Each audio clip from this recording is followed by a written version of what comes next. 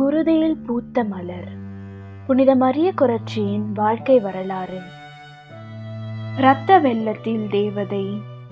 விடு அலெக்சாண்டர், விடு. நீ கடவுளுக்கு எதிராக பாவம் செய்கிறாய். என் உயிரை போனாலும் என் மன உறுதியை நான் இழக்கப் போவதில்லை. கடைசி வரை போராடுவேன். கடவுள் என்னை காப்பார். கடவுள் அப்போது கண் திறக்க மறந்துவிட்டாரோ என்னவோ. மரிய கொரட்சி அலெக்சாண்டரின் கைக்குள் ஆனாள். திணறுகிறாள், திமிருகிறாள், சத்தம் போடுகிறாள். வெளியில் குழந்தைகள் விளையாடும் சத்தத்தில் தொலைதூரத்தில் நின்ற அன்னைக்கோ சகோதரர்களுக்கோ கேட்கவில்லை. தரையில் படுத்திருந்த கடைசி தங்கை வேறு அலறுகிறாள். எதுவும் வயல்வெளிக்கு எட்டவில்லை. நிமிட நேரத்தில் மறைத்து வைத்திருந்த கத்தியை எடுக்கிறான். கோபத்தில் அலெக்சாண்டரின் கண்கள் உருளுகின்றன. முகம் விகார தோற்றம் அடைகிறது. ஓர் இருளின் மகனைப் போல, பேய் பிடித்தவனைப் போல கொக்கரிக்கின்றான். கத்தியை கழுத்தின் பக்கம் கொண்டு செல்கிறான். சம்மதிக்க மாட்டாயா இல்லையா கொரட்சி? இரண்டில் ஒரு முடிவை எடுத்துக்கொள். செத்துவிடு அல்லது என் விருப்பத்திற்கு இணங்கு. பயந்து அஞ்சிய அந்த குழந்தை ஒதுங்குகிறது. சுவரோரம் சாய்கிறாள். கொழுத்த அவன் கைகள் மரிய கொரட்சியின் மேலாடையை பற்றி பிடிக்கின்றன. நிமிட நேரத்தில் அவளை இழுத்து கீழே தள்ளி விட்டு மிதிக்கிறான்.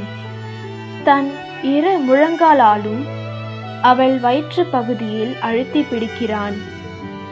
பொறிக்குள் அகப்பட்ட எலி போல் திமிருகிறாள் தேவதை. அஞ்சுகிறாள், அலறுகிறாள்.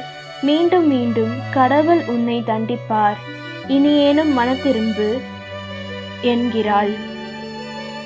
மறுக்கிறான் கொடியவன். இல்லை இல்லை என்று மறுக்கிறாள்.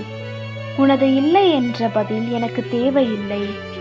அனுமதிக்கிறாயா இல்லை கொல்லட்டுமா என்று கத்தியை நீட்டுகிறான்.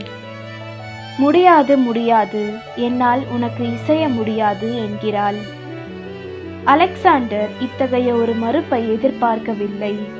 எப்படியும் அடிபணைய வைக்க விரும்பியவன் சற்று பின் வாங்குகிறான். மரியா, ஏன் இப்படி எதிர்க்கிறாய் என்றான். அது பாவம்.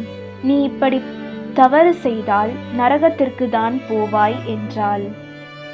கொராட்சியின் எதிர்ப்பும் சாபமும் அவனது ஆத்திரத்தை அதிகப்படுத்தியது.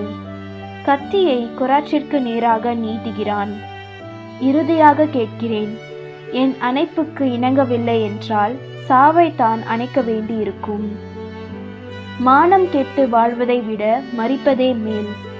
மரியா, சம்மதிக்கிறாயா? மரியாள் பதில் பேசவில்லை.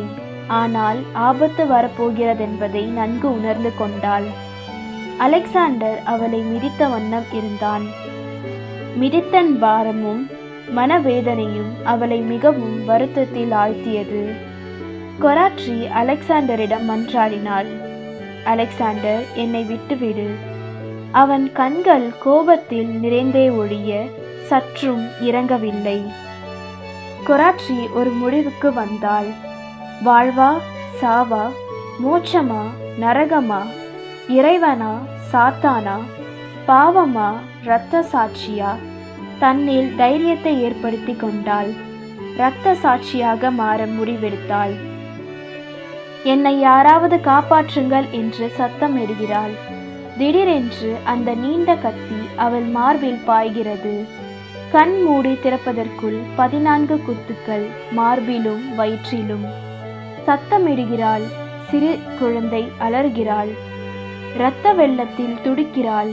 அலெக்சாண்டர் மரியாள் இறந்து விட்டதாக கருதி கத்தியை கழிப்பிடத்திற்கு பின்புறம் எறிந்துவிட்டு தன் அறையில் சென்று அறை கதவை பூட்டிவிட்டு பதுங்கிக் கொண்டான்.